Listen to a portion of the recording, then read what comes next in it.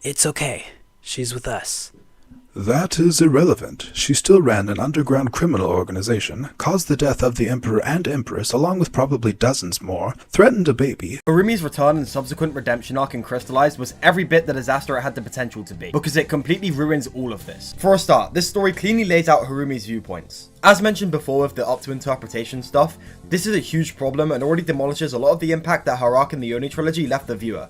But ultimately, even something as bad as that is just the tip of the iceberg. Meaning that her original redemption is now completely hollow because we know she flips on it a minute later. And actual series damaging at worst. Harumi's redemption arc, if you could even call it that, is possibly one of the worst plot lines in the history of the show. Like, oh my goodness, did they mess up Harumi in this season. I get that the writers wanted Harumi to be a villain again while preserving her apparent change of heart in Hunted, but this was the most bafflingly nonsensical way to go about it. Also, they're still trying to do the Larumi ship. Because it's revealed that the entire time that Harumi actually had feelings for Lloyd. What? Are you implying that she had feelings for him before? What do you mean, still? The entire point of her character in Season 8 is that she actually had no feelings for Lloyd whatsoever. She says in that season that she never cared for him. Which, while not illegal, is still pretty messed up.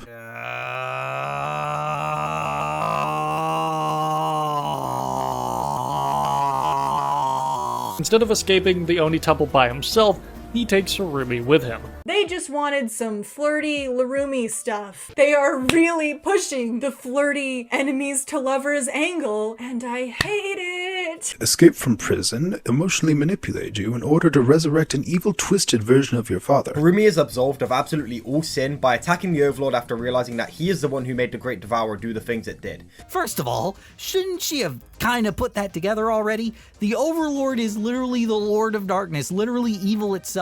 So shouldn't she have at least figured? He's the essence of all evil. Of course he did this. He's all evil. She doesn't make any actual growth in this moment as a character. She's reassigning the anger that she had pointed towards Lloyd towards the Overlord. Nothing in her mindset has changed here. The fact that her revenge impulse is now pointed at a different source doesn't mean that she doesn't have that revenge impulse. After Harumi gets angry at the Overlord and cuts his arm off, which is regrown seconds later anyways, she is instantly completely absolved of all sin and is totally ready to be one of the ninja's bodies. You know how she revived one of Ninjago's baddest villains? You know how she helped the Overlord form a giant Vengestone army in order to offset the balance of Ninjago? Well, it turns out that the Overlord she was actually helping had questionable motives and isn't a good person.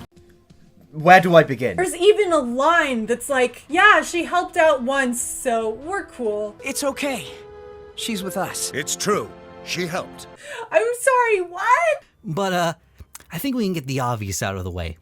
Harumi is as with us as much as my faith in humanity right now. And take that for what you will. No, Tommy Andreasen.